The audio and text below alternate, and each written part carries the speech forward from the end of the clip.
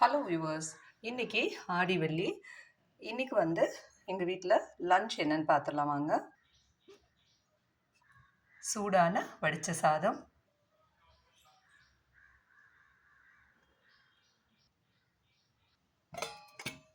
ரொம்ப நாள் கழிச்சு இன்னைக்கு அவியல் பண்ணியிருக்கேன்.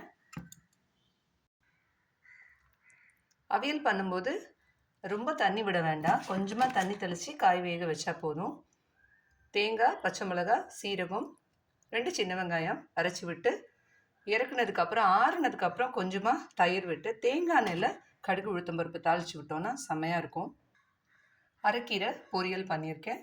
இது தேங்காய் திருவி போட்டிருக்கேன். இந்த பொரியலில் கதம்ப சாம்பார், முருங்கைக்காய், முள்ளங்கி, அவரைக்காய், கத்திரிக்காய் போட்ட சாம்பார். சாம்பார் நெய்யில் தாளிச்சிருக்கேன். அப்பளம் இருக்குது. வீட்டிலே உர ஊற்றின தயிர் இருக்குது, கெட்டி தயிர்.